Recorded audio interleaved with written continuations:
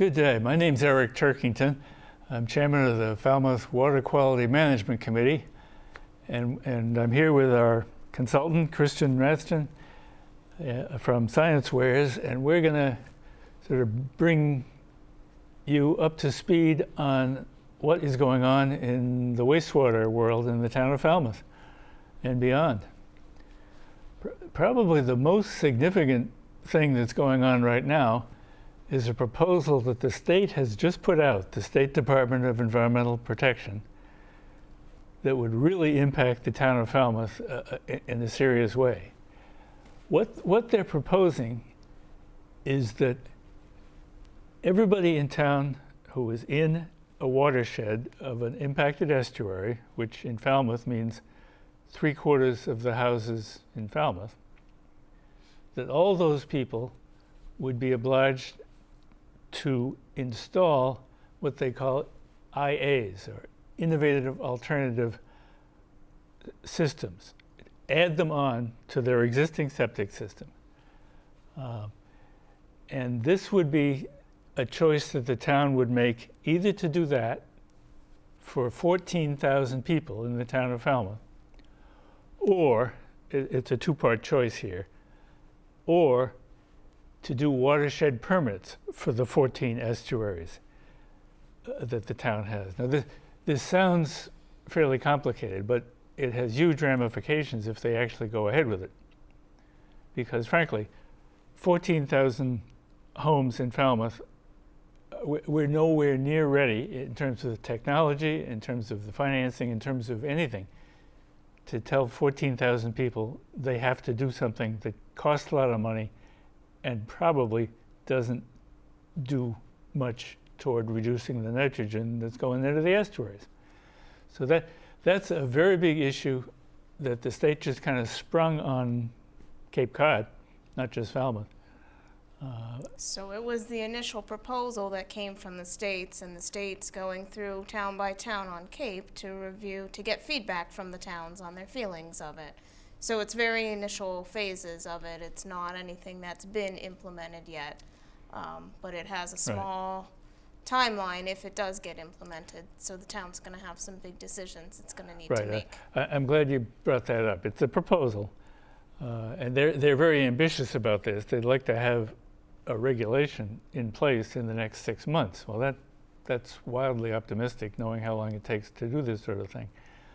But Falmouth did give them, they actually came down to the town, and we gave them a lot of feedback, basically saying, you're not ready, we're not ready for this, and you're not ready for this.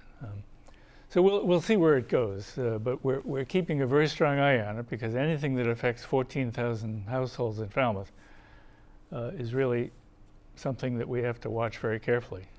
Within the committee, we're also trying to work on which estuaries we can solve by alternatives that may get an exemption from those regulations if they come to fruition. So looking at estuaries where things have been sewered, so Little Pond, that sewering has been completed, so we're keeping an eye on that. Would those state regulations then impact homeowners who weren't sewered there for upgrading their Title V systems? Right. Now, since you brought up Little Pond, let's tell people we actually, that is the ultimate demonstration project from the point of view of the town of Falmouth. In 2014, the town voted to spend $40 million to sewer most of the area around Little Pond. That's the big part of the Heights. It's almost all of Mara Vista. It's a big part of town, and it was the first new sewering project that the town undertook since the mid-'80s. So it was a very big deal. It was implemented. All the houses around Little Pond are now hooked up to the sewer. 88% of all the nitrogen that's going into Little Pond is presumably now going to not go into Little Pond. And this is where Falmouth is doing something that no other town has been able to do, which is to do a before and after comparison.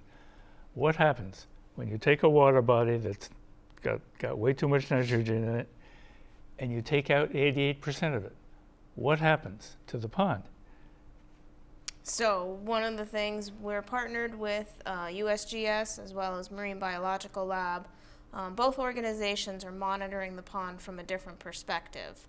Marine Biological Lab has wells right along the shoreline, all along Little Pond, and they're seeing how the nitrogen concentrations in the groundwater right at the edge of the pond are being impacted post-sewering. USGS has been monitoring the pond in some of the neighborhoods further upstream where it was sewered. They have monitoring wells up there, so they actually started sampling before any of the connections were made, and they keep monitoring, I believe it's quarterly. They do a bunch of big monitoring samplings. So we have been getting updates pretty much annually about that, and we're starting to see positive signs in the groundwater. So that's before it's getting to the estuary. We're not seeing impacts within the estuary, but the travel time for the groundwater to get there is going to take time. So we're in a monitoring and waiting game. We're also having the University of Massachusetts at Dartmouth do a monitoring, not of the nitrogen flow into the pond, but more importantly, into the ecology of the pond, the flora and the fauna. You know, the whole point of this exercise is not to intercept nitrogen. The whole point of this exercise is the presumption that by doing that, the ponds will be restored to a state of health. The flora, the fauna, to be what you want to see there, and not covered with phytoplankton blooms, ugly algae, those kinds of things. You want a healthy, robust ecosystem that supports fisheries. So we're waiting to see. The University of Massachusetts did sampling efforts this past year, and they're working up the data now to see what kind of characterizations of flora and fauna are there, to get another baseline, because we're expecting and hoping that in the next couple of years we're going to see a shift to more positive species there for what's indicative of a healthy system. Right. And the current baseline is from 2005.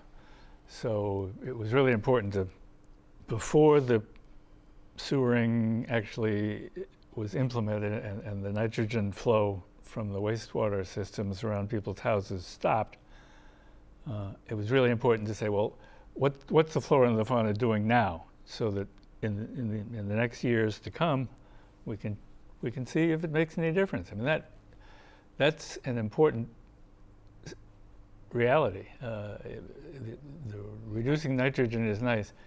Restoring the estuaries is the point of the whole exercise. Right. And when you look at all the different alternatives, what the Water Quality Management Committee has done is looked at all the estuaries and all the alternatives that might be feasible there, and identified areas that need to be sewered. So while we wait for Little Pond's results to come in, we can't pass up windows of financial opportunity to move through the next sections where sewering is going to need to happen, which takes us to the next sewering project. Right, Great Pond. Great Pond is the next pond to the east of Little Pond. It's also hugely impacted by nitrogen, and that's because not only does it get nitrogen from T-Ticket and from Mara Vista and from Acapesket, those peninsulas, it also gets a huge slug of nitrogen from the whole Coonamessett River, which starts way up at Coonamessett Pond and around Route 151, and collects nitrogen from all the households in that watershed and brings it all the way down to Great Pond. So Great Pond, for a lot of reasons, is the next place where we're going to put in some sewering. Sewering, as we've always said, is the last resort after you look at every other alternative. But in Great Pond, we have looked at a lot of alternatives. We're going to implement a lot of alternatives, but the quantity of nitrogen is so great, and the density of the housing on these peninsulas is so great that in those locations, sewering makes sense. And so that is the next phase of Falmouth's sewer planning project.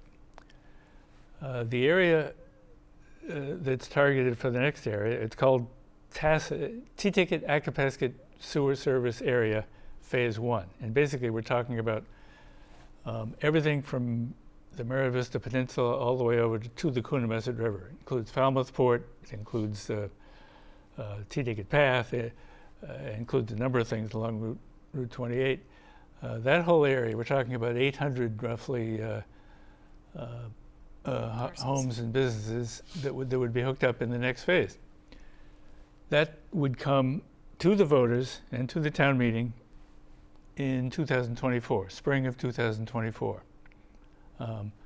We have a rough sense of the cost, but we'll have real numbers by 2024, and the voters will decide that they want to proceed with that.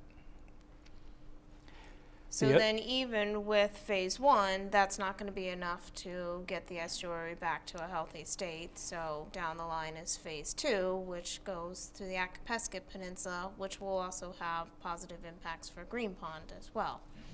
But that you need to wait for the next financial window to come through. Right. The policy of the town, as long as we've been pursuing this, has been we only do what we can afford to do without raising your real estate taxes. And those opportunities come when old debt that the town incurred years ago for schools or for roads or whatever, when that debt's paid off, there is what we call a window of opportunity, which means you can acquire new debt for new projects without raising taxes. That's been the way the town has done it. So far, the voters have agreed with that way, and that's the way we're going to keep doing it in the years to come. One of the issues with sewering, especially with Falmouth, one of the biggest hurdles is where are you going to put all of this wastewater that's being treated? Right. Discharge site is the technical phrase. and here's the deal. It gets collected from people's houses. It goes into a pipe. It goes up to the treatment plant. It gets treated very, very well. I mean, our treatment plant treats to the highest level of any treatment plant in Massachusetts and probably in the country.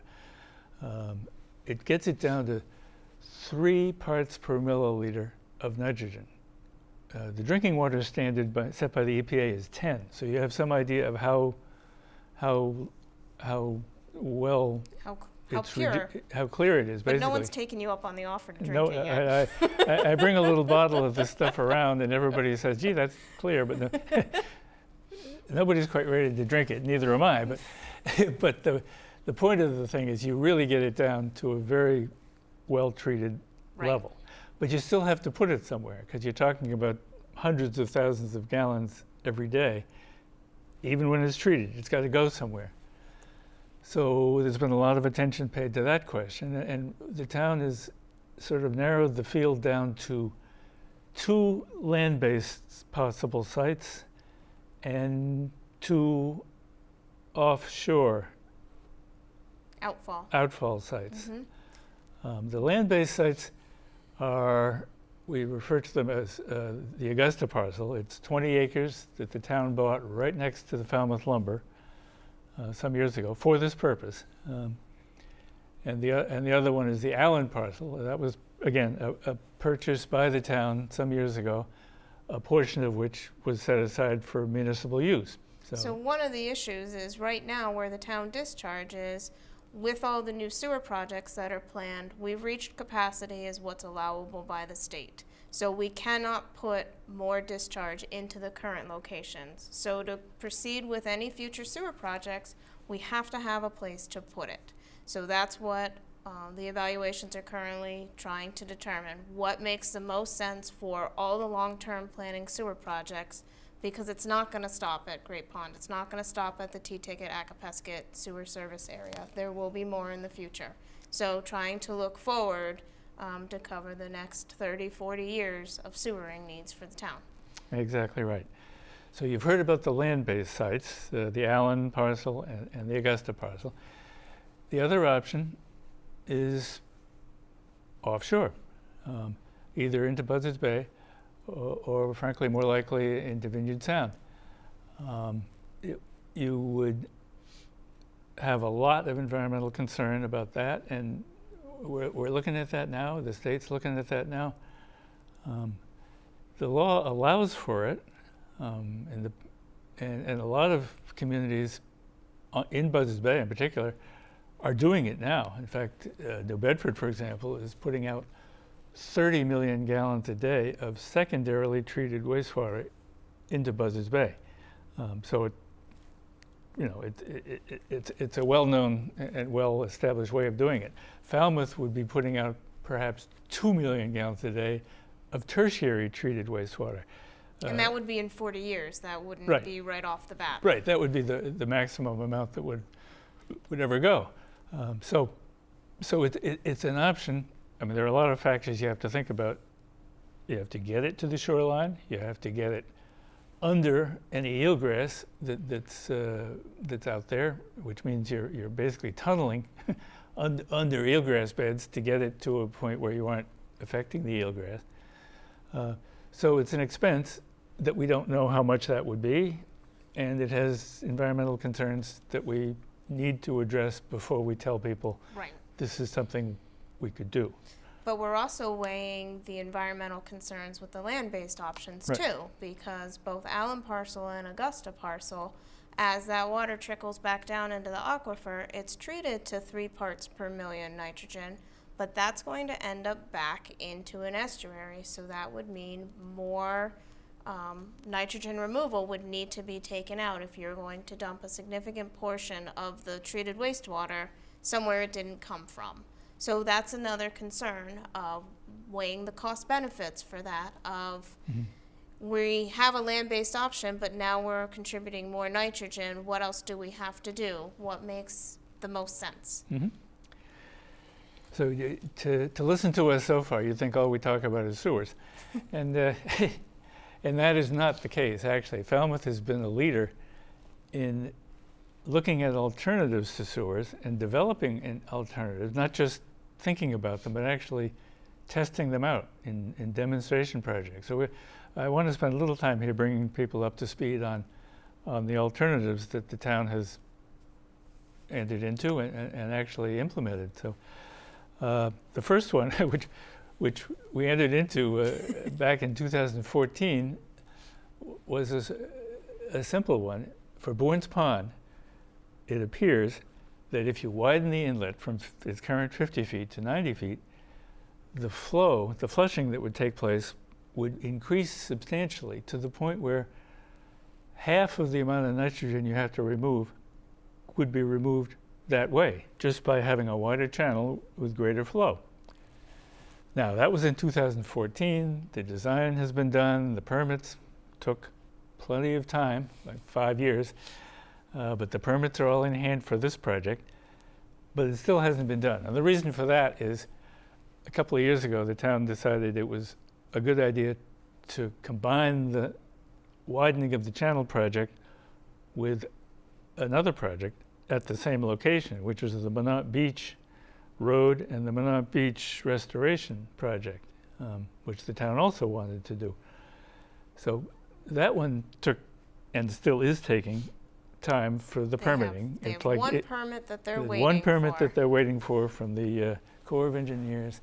Right. But the logic was to have one contractor come in to do both, Sure. to construct the bridge, which will now be a 90-foot bridge. It's not Right. going to be any wider. It's not going to be any higher. Right. And also do the road and the beach nourishment project all in one shot, rather than putting it out to bid for 2 separate contractors and then having 2 opinions and timelines just to get it Right. done in one shot. Right. Yeah, doing it in 2 separate projects would also mean the road would be closed even longer. And we're talking about a year at least, and you don't want to close that road for Right. any longer than you have to. DPW just gave an update at a community meeting, and he said they're anticipating to start 2024, and it would be a 2-year closure, is what the estimate is. So There we go. Yep. So everything good takes 10 years is a slogan that I unfortunately have encountered in the past, and in this particular case, it's true. But that one is up and running. The money's there. The permits are 95% there, and the planning is in place. Right. Now, another project that Kristen can talk about a lot more than I can, is PRBs, which means Permeable Reactive Barrier, which is a fancy word for... So it basically is intercepting groundwater. It's a curtain that you can install in the ground. There's different techniques, either digging a trench and putting wood chips in there, or the latest innovation is using emulsified vegetable oil and injecting it into the ground to intercept the groundwater. And what that does, either the wood chips or the oil, is it acts as food for the microbes that are in the soil that would take the nitrogen and convert it through all the biogeochemical processes into nitrogen gas. So take it out of the harmful species of nitrogen that's entering the estuary. So the Water Quality Management Committee, in partnership with Woods Hole Oceanographic, installed a pilot permeable reactive barrier at the head of Great Pond. There are a couple other sites, other towns on Cape Cod where they're doing similar demonstration projects. This project, the main goal of it was to try and determine how long the emulsified vegetable oil actually lasts in the field setting, because there's a lot of predictions and a lot of uncertainty with the cost of how long will it last, so how frequently do you have to re-inject the oil to keep the efficiency at its prime. So what the town did and what Hui did basically did a comparison to inject what they think was a 1-year dose and a 2-year dose for the permeable reactive barrier, and we've been monitoring it for the last 2 years and watching how the efficiency changes over time. So the technology itself has been proven. It's a very effective way to reduce nitrogen that it intercepts, but there's a lot of legwork that needs to be done to evaluate the sites for where your nitrogen's coming in, your types of soil, and figure out what the best placement is to intercept the maximum amount of nitrogen that you can. So that's a project. The 2-year side, we've come to the end of the 2-year monitoring. Water Quality Management Committee is going to continue monitoring it because the 2-year side is still working. So to answer that question of how long does it last, we're going to keep going out quarterly to monitor that.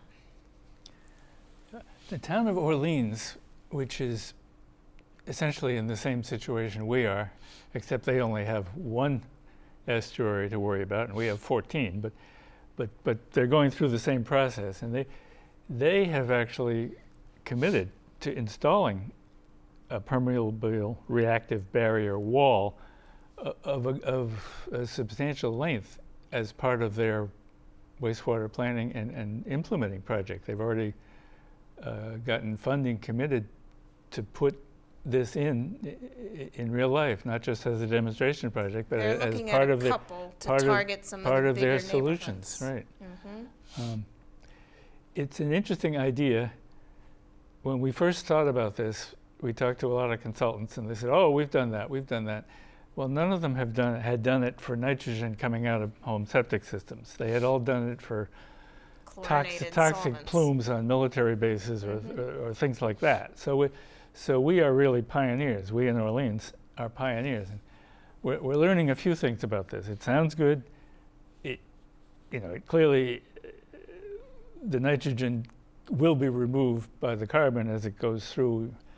But where you place this and where the nitrogen is actually coming from is not an easy question. Both Orleans and Falmouth have discovered that what they thought was a plume of nitrogen coming in one direction turned out to be not a plume necessarily, and not necessarily coming from the direction they thought. So groundwater plumes have a mind of their own, we've discovered. So where we have ours currently is in an area that's slated to be connected to sewering. So what the PRB does is it can actually treat nitrogen that's legacy. So even if you connect a house to sewer, there's still nitrogen that has come from that home that will take time to get to the estuary.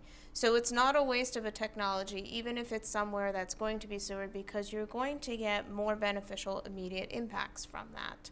But if you're looking at it as a technology of places that will never be sewered because there's just not the density of housing, it's a good technology for there as well. But finding the right site and having the right access to be able to put it in makes a big difference. Yeah.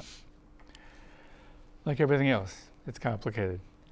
Now, the next project that we've been working on is a fun one. Everybody loves shellfish. Everybody loves oysters. And the town of Falmouth, once again, is a pioneer in a technique of combining the interest of growers, people who actually go out, put these things in the water, watch them grow up and sell them, with the interest of the town in reducing nitrogen. So the town made what I call a grand bargain some years ago with the growers. They said, I mean, they've been saying, geez, wouldn't it be great if we could do our growing in the estuaries? You know, it's much better for the shellfish, it's a lot easier to get to, you know, the storms don't wipe us out. There's a lot of reasons they wanted to be in the estuaries. Up to then, the town had not allowed any growers in the estuaries. We had the wild farm people, I mean, the people who are just the homeowners and the people who have the licenses to just go out and collect shellfish is one thing, but the people who actually grow them in an aquaculture way were not allowed in the estuaries. And Falmouth said, we will get the permits to allow you guys to grow shellfish in the estuaries in the aquaculture manner.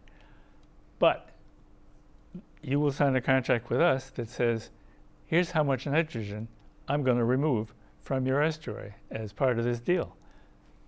So basically, scientific studies show that oysters are fantastic filter feeders, and they remove a lot of nitrogen, and they assimilate it both in their shell and their tissue. So when you actually take the nitrogen, the oyster out of the water, that's nitrogen that's physically removed from it. So that is a known just across the industry. So what Falmouth is doing is saying, okay, we've done our own pilot studies, and we tend to like floating aquaculture gear. So we grow them in bags at the surface, and we've worked out the density of what's ideal for the waters and what gives us optimum growth. And we have laid out our specs for these growers who come in and grow on the town leases that say you have to increase your mass by a certain amount. And based on our calculations, that's going to remove a very feasible, tangible amount of nitrogen from there. That's the target that you need to hit. So from the grower's perspective, they say, okay, we need to increase our biomass by this amount. That we can do. And from the back end calculations, we say, all right, that's equivalent to that much nitrogen. We can get at least that. But what we do every year is we still take samples of the oysters and we calculate the biomass so that we can say they met the target or they exceeded the target, or maybe they didn't come in. Why didn't that work? We have all the gear available that these growers can lease from the town to the specs that the town has set forth for how you have to grow the oysters on these specific leases. So it's kind of a very nice system for the town. It generates revenue for the town because every oyster that's landed, the grower pays a certain amount to the town, and that goes back to basically the aquaculture fund to support quahog, to support clam, to support all of the other fisheries. And hopefully the project will be expanded. That's going to take more permitting through the state for some of the other water bodies. But so far we're going into the third year of it. This is the third growing season, and it's been a fairly successful project. It's really a fascinating thing. When you start out, the seed for the oysters is like grains of sand. I mean, they're really, really, really, really tiny when they start out. And 2 and 3 years later, they're marketable. You can go to a restaurant and pay $2 or $3 a piece to eat them. So it's quite something. And nobody should be under the impression that we could solve all of our wastewater problems with this. But we can do, and there are other issues, of course. Some people don't like to see floating bags in their water view, and that's a problem in some places. But it's going to be part of the solution, and it should be. It's something that doesn't cost the town Right. money, and it's kind of the frosting on the cake. Yep. When you consider it in tandem with things like inlet widening or even sewering or the PRBs. It's that extra boost that you can't count on year to year because you could have disease issues, you could have all kinds of things that may throw a wrench in the harvest. But while it's there, we know it's working. Yep. All right, so that's a fun one. A less happy story is about the innovative alternative systems that we've been referring to for a long time. It's sort of the holy grail of wastewater planning. The premise here is you can't sewer everything, right? Especially on Cape Cod, where we have, farms and 2-acre zoning and a lot of spread out homes in a lot of parts of town. So you can't sewer it all. We get that. The hope has been that you could develop a sort of an add-on to people's current septic systems that takes out a substantial quantity of nitrogen. Okay, so the state of Massachusetts has, for a long time, been evaluating different systems, these add-on systems, and they have approved a few of them. The ones they've approved, the town of Falmouth has discovered, don't work. Okay, they don't reduce enough nitrogen to make it worth anybody's while to put them in the ground, which is unfortunate because quite a number have been put in the ground, and it's sad to say they aren't doing the job. They cost a lot more to put in and to operate and maintain than is worth what you get. But there's new technologies that Right. are coming onto the market that haven't made it through all of the state levels of approval to be widespread use, but all of the demonstration projects with them are showing really promising nitrogen reduction capabilities that would be meaningful to be implemented in Falmouth. But there's only a couple that meet that bill. Right, there's only a couple, and of course the state has not approved them for general use, which is frustrating. They require 50 of them to go into the ground and be tested for 3 years. No other state in the country has that kind of a standard for approving systems like this, but Massachusetts does. So they are grudgingly getting into the mode of saying maybe this is something we ought to be approving, and we've been pushing them very hard on that because we have, as Kristen says, identified at least one system and actually two and actually probably three that do the job. They get the nitrogen down to a level that it's worth putting these things in. And their cost is at a comparable level to the systems that are approved that Yeah. don't get the nitrogen down. So they're not twice the cost or anything like that. They're being made so that they could be affordable. All right. Which gets us back to what we started out with today, which is the headbutting that Falmouth and the other towns are having with DEP's idea. It's sort of ironic. The DEP, which has failed to approve the systems that do the best job, is proposing to tell 14,000 homeowners in Falmouth and all over the Cape as well, you have to put these systems in, even though the ones we've approved don't do the jobs, and the ones we haven't approved do the job. So it's a conversation that makes no sense to most of us, and we are pushing back very hard on this idea that they have, that everyone should have to put these things in.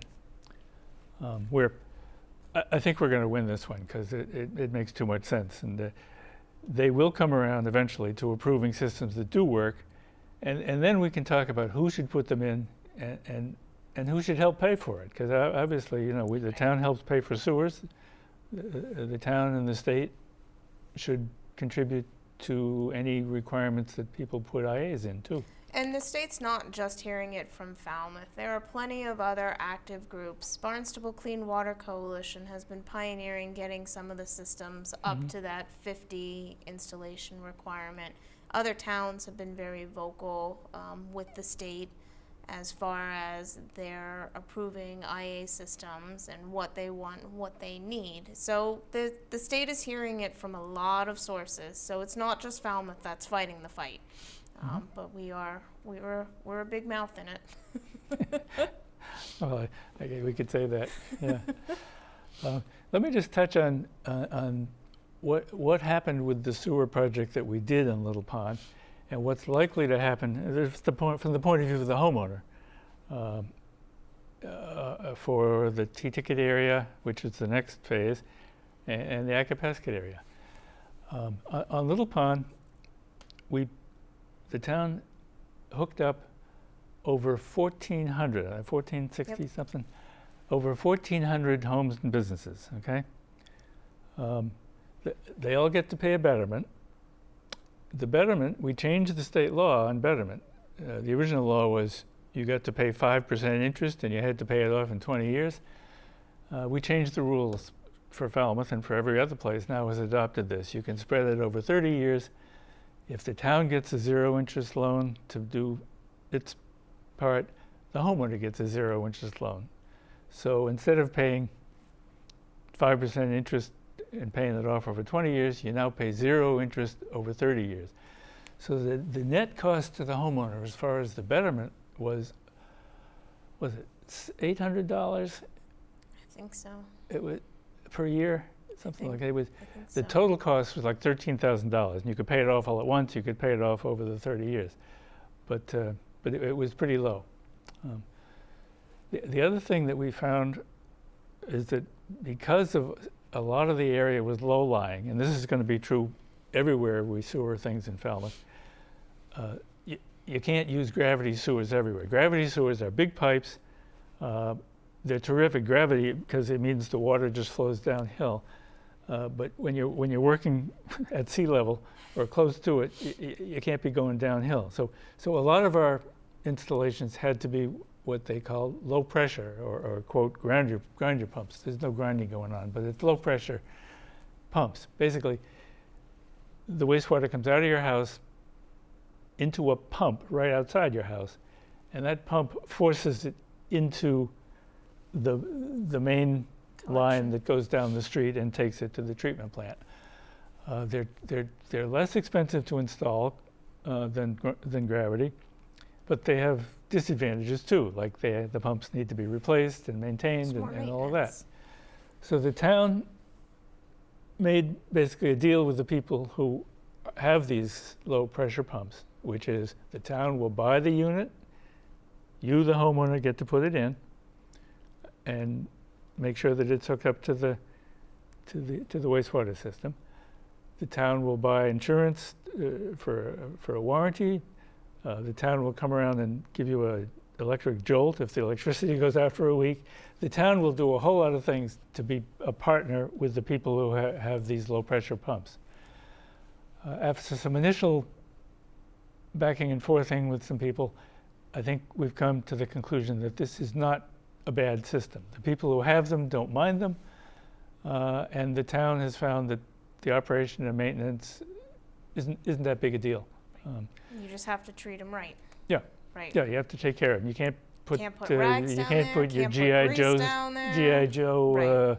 Toys can't go down in the Right. toilet. Lots of things can't go in the toilet, but they shouldn't anyway. So anyway, the short answer is it's worked out well enough that we feel comfortable that for the folks who are going to have this in the next phase, it won't be It's going to bad. be a combination. It won't be bad. They Right. won't be unhappy. Because the next phase, like I say, it's about 800 units in the T-ticket area, and probably another 1,000, roughly, Yes. in Acapasket, which will come some years later. So we're talking maybe 10 years from now, those people will be hooked up. So that again assumes that the town wants to do this, that the voters agree with it, and that we can get 0% loans. I mean, there's a whole list of things that have to happen to make this possible. But that is the plan. And it's been the plan, frankly, since 2014, when the town Right. first first decided, yes, it's time for us to start sewering again. So that's the big picture. I'm now going to let Kristen give you a little picture on Mill Pond, which is an area we don't normally get involved with ponds, but this one is just upstream of Green Pond, Yes. which is an estuary we care about, and it's a very important part of what goes into Green Pond. It's also very important to the people in East Falmouth because for the last couple of years, it has developed more plant life than anybody wants, and different odors than other people want. So in combination with East Falmouth Village Association and the Water Quality Committee, we've embarked on a project to address the needs of Mill Pond, and Right. Kristen has been the leader of that one, so take it away. So as Eric said, Mill Pond discharges directly into Green Pond, which is why it came across the Water Quality Management Committee's agenda. It serves a crucial ecosystem function to Green Pond. So when East Falmouth Village Association, the neighbors came and approached Water Quality Management Committee and had serious concerns over the pond health, typically water quality doesn't deal with freshwater because they have a large enough charge with all the estuaries, because we haven't even talked about the West Coast. Primary focus in the current timeline is the southern estuaries. But they contracted the University of Massachusetts to do an evaluation of Mill Pond to look at all the nutrient cycling, what goes on, and how that affects Green Pond. So that was a 2-year study that the university did, and they produced a report and a bunch of recommendations of how to help Mill Pond. So what the Water Quality Management Committee has been doing is taking that list of recommendations and trying to work through it in a thoughtful manner, both from a cost perspective, from biggest bang for your buck for nitrogen removal, but also treading very, very cautiously to maintain a delicate balance to not negatively impact Green Pond. So in its current state, full of plants, which is not visually appealing or pleasant odor once all those plants start to die, that pond actually is attenuating 60% of the nitrogen that comes in from nearby septics, comes down Bacchus Brook, from further up the watershed, the golf courses, the cranberry bogs, even from Joint Base Cape Cod, from the legacy plume from up there. Mill Pond itself will take care of 60% of that nitrogen that's coming in. So if we do anything drastic in Mill Pond, all of a sudden that's probably another 1,000 kilograms of nitrogen a year that get shot down into Green Pond. So 2020 was the first year where we started piloting some of the recommendations within Mill Pond, because Mill Pond is within town jurisdiction. So the first thing we tried was harvesting plants out of the pond, which was basically like an aquatic lawnmower that comes through and cuts the plants down. And the thought with that was we went late in the season to try and get maximum plant growth, because those plants are using up some of those nutrients during especially the critical summer months that impact the estuary. So early fall we came through, we brought a harvester in, cut all the plants out, hauled them out of the pond, and analyzed them for nutrient content. So what we determined was we didn't have as much nutrients as we thought we would based on some pilots. So we kind of reevaluating that perspective. But also within the pond, we tried some techniques to add supplemental oxygen to the water. So we tried an experimental technique using nanobubbles and a generator off the East Falmouth Library lawn. What we learned from that is that that pond is so starved for oxygen that anything you put into it is immediately taken up, and you don't get a net gain of oxygen in there based on the technology we were using. So that also needs some reevaluation. So at the end of 2020, we sat down with the group and said, all right, what's next on the recommendations? We need to figure out how to reduce some of the inputs coming into the pond before we can tackle what's just recycling within the pond with those plants growing and dying and releasing nutrients. So last year in 2021, one of the recommendations was to install a detention pond in the cranberry bogs. And that's the best management practice for cranberry agriculture to begin with, and it wasn't present there. So we went through the permitting process to remove about a 1/4 acre of wetland and convert it into a detention pond that is going to allow particles that have nutrients attached to them that are coming from the bogs and down the river to settle before going down to Mill Pond. So in tandem with that, the university was experimenting with kind of a floating permeable reactive barrier. So using our shellfish bags stuffed with wood chips in the bog channels, and they have a couple other pilots similar in other parts of the Cape, to intercept some of that water to pull even more nitrogen out. So that was last year's pilot experiment. That's a promising technique for up there. It does not intercept all the water, but it's a very low cost potential option to do something. So that's kind of where the restoration for Mill Pond is. But as I mentioned, it's a very delicate balance of we have to take baby steps to restore the pond to continue the protection of Green Pond, or else we're going to give ourselves an even larger problem with Green Pond with nitrogen. So we're working through the recommendations and trying to make the most meaningful impact within there. Yeah, it's been an interesting road, particularly in the microcosm of Mill Pond is sort of indicative of the sort of a larger question, which is you start out and you're looking and say, well, here's a problem. And you get the best science you can get to define the problem and the possible solutions. And then you try each one out, and you find along the way it's more complicated than you thought. Like the harvesting idea. Oh, great, we're going to go in and cut this stuff. Well, then, what kind of a boat can you put in there? Yep. How deep is the pond? Right. How many tree stumps are in there? How many tree stumps are in the pond? Rebar. Right. They found rebar in the pond. Well, we were told there was rebar there. We didn't find rebar. We found stumps.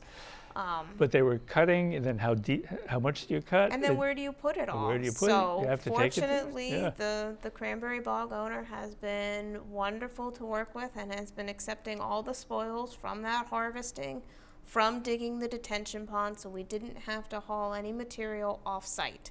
So it stayed on the property. It didn't have to go through any testing. Brian Handy is the man we're talking about here, and he has been great. Yep. He could just have folded his arms up and said, you people get out of here. But he's quite the opposite. He's been very cooperative. Mm-hmm. And the Conservation Commission, I will say, has also been cooperative. They could have been hostile to some of these things, but I think they all understand. We're trying to help. What we're battling with Mill Pond is the natural cycle of freshwater ponds. They all want to fill in and become a wetland, but that was a man-made pond to start with. It never wanted to be there, but everybody built a neighborhood around it and they want to see it preserved. So not only you're battling Mother Nature, but you're also battling the human influence that we've contributed from all of our practices, be it nitrogen, phosphorus, from septics, fertilizer, everything. So it's a very weighted battle, not in our favor, but we're trying. Well, that is really true. There's sort of this wishful thought that if we do this, then everything will be fine. And as we're finding, as in every other aspect of life, that doesn't always work that way, and it certainly doesn't in this field. We had an interesting study. One of our committee members did a study of Waquoit Bay, where she and her associate on this project looked at all the influences that have changed in the last 40 years in Waquoit Bay. And some of them are clearly man-made. We paved a lot of roads, we built a lot of houses, we put a lot of septic systems in. A lot of fertilizer. We grew a lot of lawns. Yeah. we, man has done his part in Shaping the in coastline. affecting that water, but nature has done her own thing over that same course of 40 years. The amount of nitrogen that comes through rain falling on the bay has been huge. The amount of, you name it, we got a dozen different factors that. A lot of it is the weather patterns and the warming, things that are the associated. temperatures have changed. Sea level has changed. Right. Sea level goes up and wetlands go down. Which you can argue is ultimately man's doing, but that's a much larger scale. That's a global problem. Yeah, we're not going to fix that in Right, Falmouth. but locally, what we've done as far as septic inputs versus what's happening with warming and climate change and just species migration as part of the natural ecosystem. That's nothing we have control over, but how that's shaping that estuary as well. When you restore it, are you going to bring it back to what it was historically? Well, it might not be the right conditions for some of those iconic species. It may be too warm. It may be too acidic. So those have to be taken into consideration as well. But if you know that you have clean water that you can see to the bottom of, it's not chalked with noxious algal blooms, that's a start. That's a start to a healthy ecosystem, but you may not restore it to historic from 100 years ago to those same conditions. All right, well, we'd be happy with 40 years ago. Actually, 1980 was kind of the tipping year when all the shellfish started disappearing and fish started dying.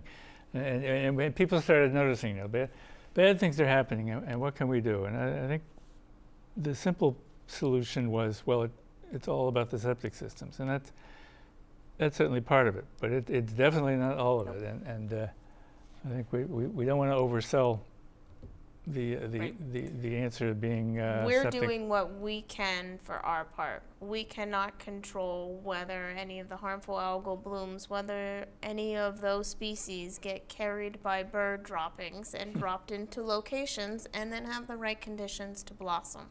We're doing what we can to help minimize our impact and evaluating that.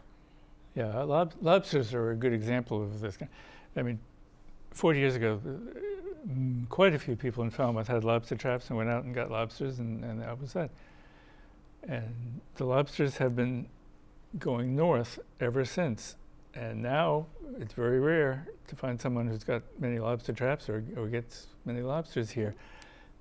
They're doing it in Maine, but already in Maine, you're seeing the lobsters are heading north to Canada. The harvest in Maine is getting smaller and smaller because the lobsters live where they want to live, and if the water temperature or other factors, the environment's changing. What they eat, what they feed on, if it isn't here and it's up there, they're going to go up there, and that's what we're finding around everything that was involved in the estuaries here in Falmouth, or any estuaries, but particularly the ones we care about, that the factors that made the species that we like prosper have changed. Some of the change is us, some of the change is nature, and each one has its own impact on the environment that we care about. So we've been learning a lot in the 10 years since this committee was formed. We greatly appreciate that the town of Falmouth made a big bet in the year 2011.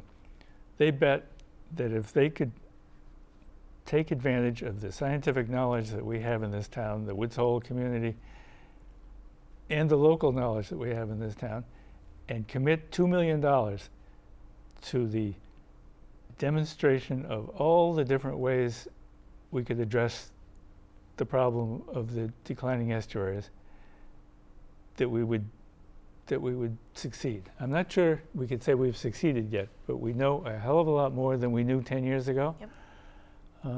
We've done things that no other place has done in this town.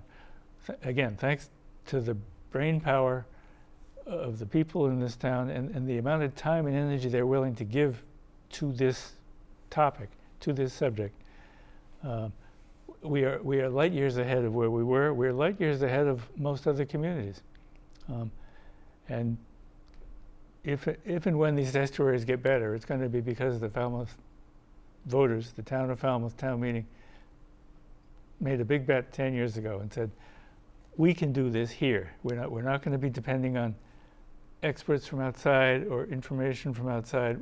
You know, we can learn from our own experience in our own estuaries what's going to work, what's not going to work, and we've been doing that. And so Right. at this We just point, have a very full plate. yes, it's a much more complicated subject than Right. than we expected, but without the vote of the people of Falmouth, none of this would have happened. We appreciate it very much, and we thank you for it.